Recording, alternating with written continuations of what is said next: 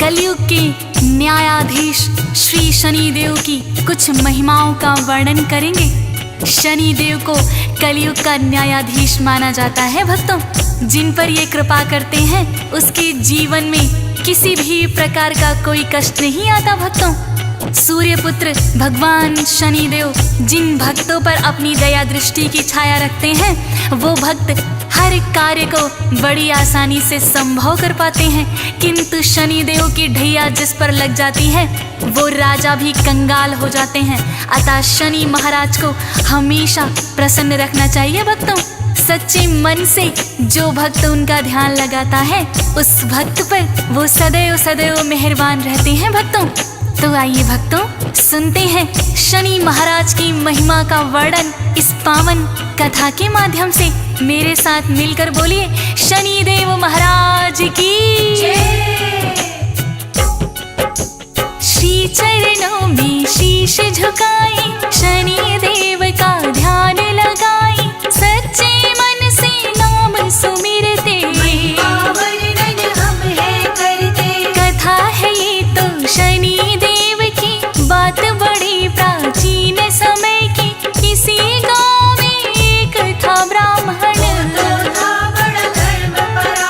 ब्रह्म मुहूर्त में सुबह उठ जाता, गंगा स्नान वो करके आता, भर के गंगा जल का लोटा सूर्यदेव को अर्घ भी देता। विधि विधान से पूजा पाठ करे, अन्न जल सब उसके बाद करे, बालावस्था से ब्रह्मचारी और बड़ा यह परोपकारी।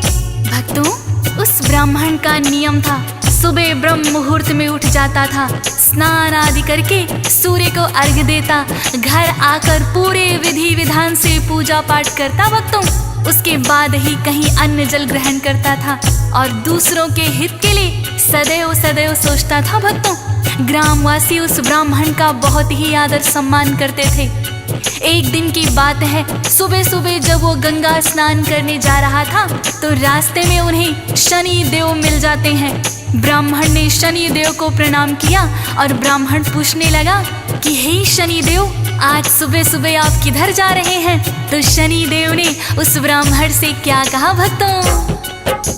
ब्राह्मण ने उन्हें शीश झुकाया और पूछना इतना चाहा, शनि देव आज प्रातः प्रातः मुझे बताओ चले कहाँ है? शनि देव ने ब्राह्मण से कहा राजमहल है राजा का, जहाँ राजा के पास में मैं तो जाऊँ, अपनी ढैया उसे लगाऊँ। ब्राह्मण ने इतना है सोचा, यदि राजा को लग गए ढैया प्रजा तो सारी ही दुखी होए, कैसे इनको टाला जाए? शनि देव से बोले ब्राह्मण, आपसे मेरा इतना निवेदन, राजन पर ना ढैया लगाना, बदले में मुझे देते जाना। भक्तों ब्राह्मण बड़ा ही परोपकारी था। उसने सोचा यदि राजन पर शनि के ढैया लग जाती है तो सारी प्रजा दुखी हो जाएगी, क्यों ना शनि के ढैया को मैं अपने ऊपर ही ले लूं। उन्होंने शनि देव से प्रार्थना की कि हे शनि देव, आपसे मेरी इतनी विनती है कि आप हमारे राजन पर अपनी ढैया ना लगाएं, बदले में आप मेरे ऊपर ही लगा दें। शनि देव कहने लगे, हे ब्राह्मण तुम एक बार फिर सोच लो। ब्राह्मण निश्चय का पक्का था भक्तों। शनिदेव से कहने लगा कि हाँ शनिदेव, मैंने सोच लिया, आप राजन के बदले में ढैया मेरे ऊपर लगा दीजिए। शनिदेव कहने लगे कितने वर्षों के लिए लगाऊं? तो ब्राह्मण बोला, हे महाराज, वर्षों तक तो मुझसे ना सही जाएगी। ब्राह्मण का था इतना कहना, वर्षों तक तो होगी सहना, इतनी सी कृपा बरसा दो, पैर के लिए लगा दो। शनि देव ने बात मान ली, ढैया है ब्राह्मण पर लगती, गया ब्राह्मण गंगा स्नान को, अनहोनी से जानो। शनि देव ढैया उस पर है, गंगा स्नान रहा वो कर है, सूर्य देव को जल है चढ़ाया, करके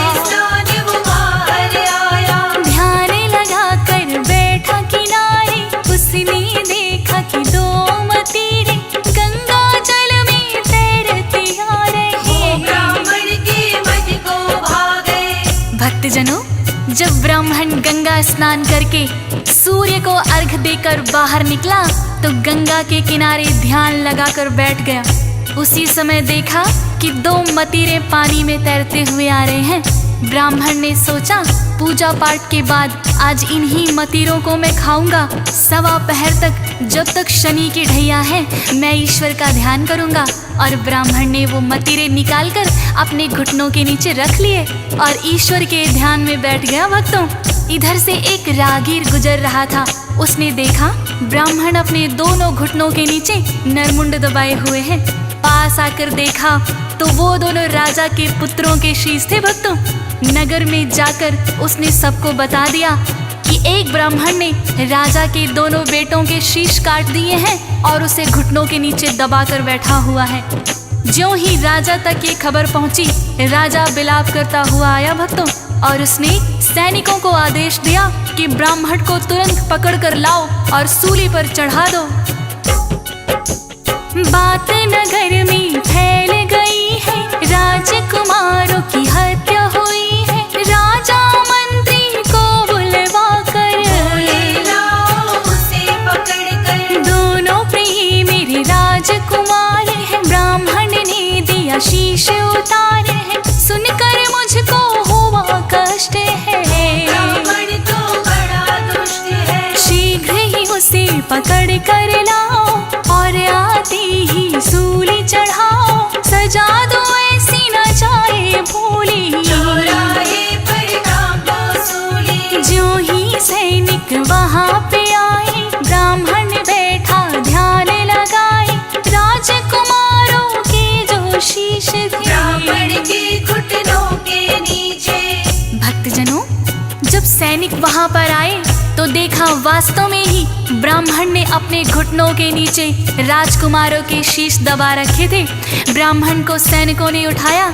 ज्यों ही ब्राह्मण ने आंखें खोली, देखा कि वास्तव में मतीरों की जगह राजकुमारों के शीश हैं। भक्तों, अब ब्राह्मण को समझ में आ गया शनि देव की ढैया ने अपना असर दिखा दिया।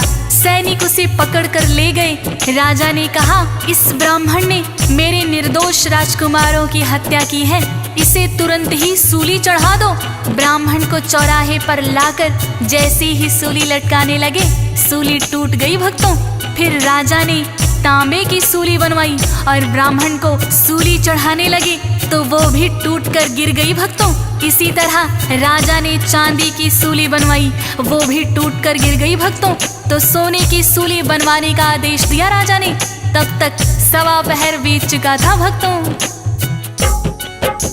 शनि देव की ढैया जो थी 1.25 पहर के लिए तो वो थी। सूली ब्राह्मण चढ़ ना पाए, पहले टूटी जाए। अनेक धातुओं से बनवाई पर कोई भी टिक नहीं पाई। राजा ने आदेश दिया था, अब तक नहीं हुआ था। सोचे मंत्री हो रहा क्या है, आज तलक जो नहीं हुआ है। ब्राह्मण है या कोई तांत्रिक, टूटी सूली सारी अब तक। जो राजा को पता लगेगा हमको मृत्यु दंड मिलेगा। 1.25 पहर तब तक बीता है, ब्राह्मण सूली नहीं चढ़ा है। भक्तों, सैनिकों ने ब्राह्मण को सूली चढ़ाना चाहा, किंतु जिस धातु की सूली पर भी चढ़ाते वो टूट जाती। भक्तों,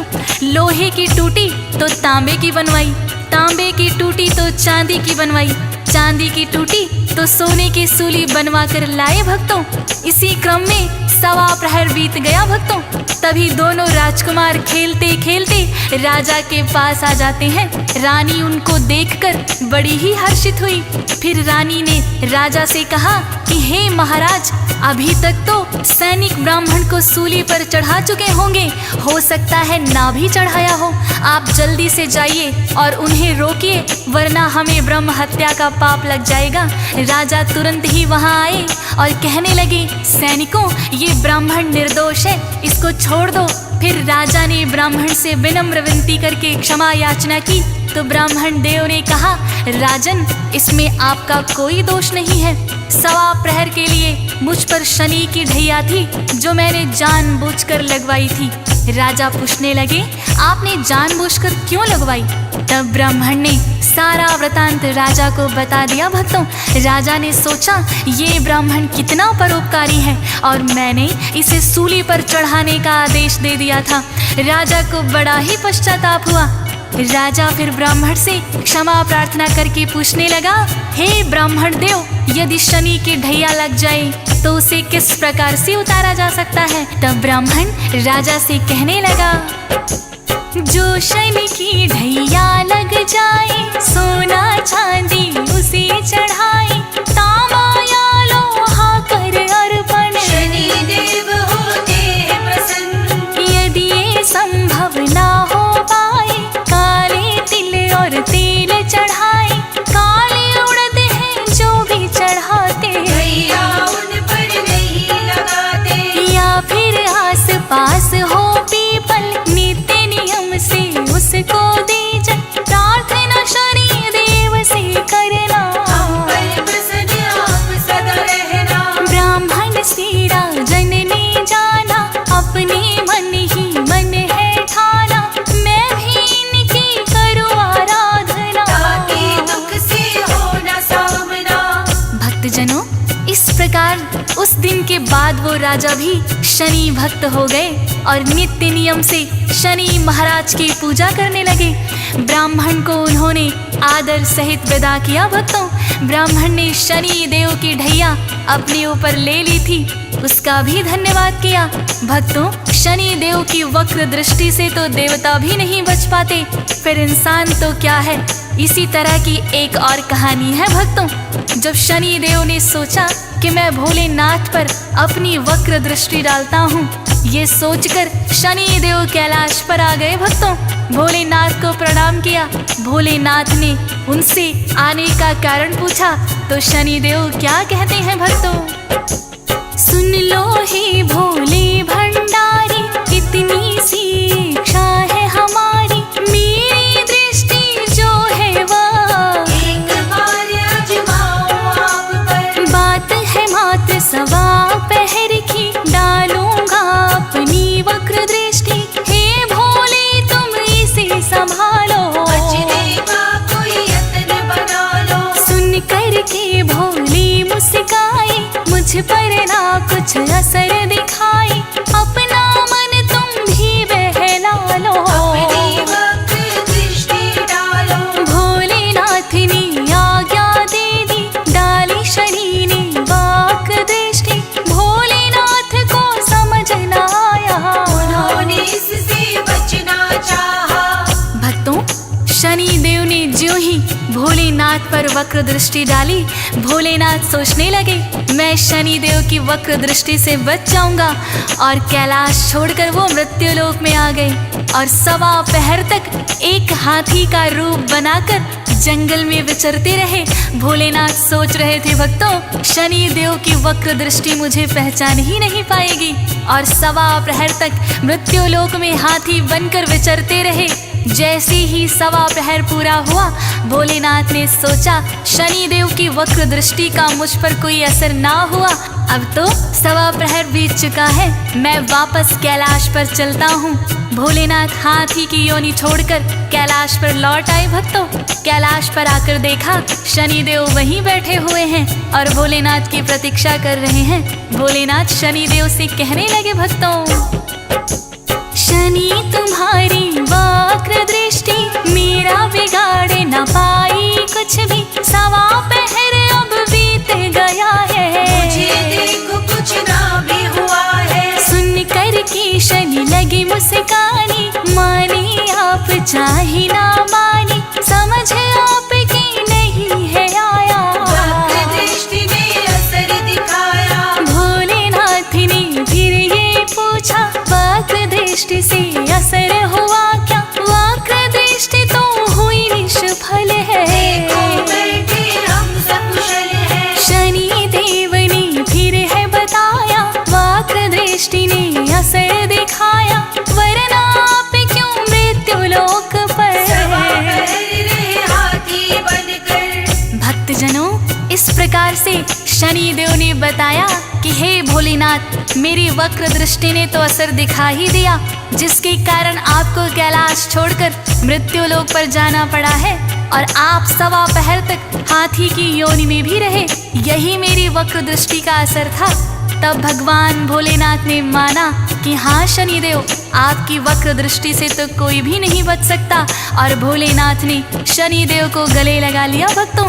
तो इस प्रकार से भक्तों, देवतागण भी शनिदेव की वक्र दृष्टि से नहीं बच पाते हैं। इसीलिए भक्तों का कर्तव्य बनता है कि शनिदेव को हमेशा प्रसन्न रखें और विधि पूर्वक उनकी पूजा करें।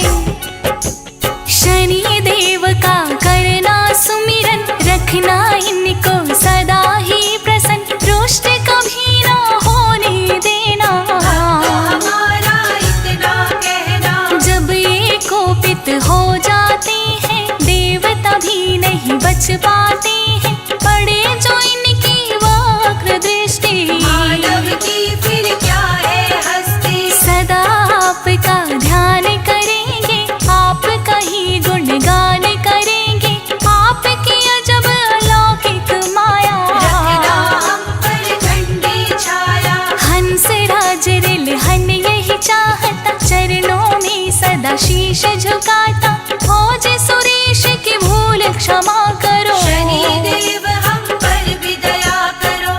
तो भक्तों, हम सभी को सदैव ये प्रयास करना चाहिए कि शनिदेव हमेशा हम सभी से प्रसन्न रहे और ऐसा कोई कार्य हमसे ना हो कि शनिदेव की वक्र दृष्टि हम पर पड़े। तो आइए भक्तों, सच्ची श्रद्धा के साथ भगवान शनिदेव का ध्यान करते हैं और मेरे साथ बोलते हैं, शनिदेव महाराज की, शनिदेव महाराज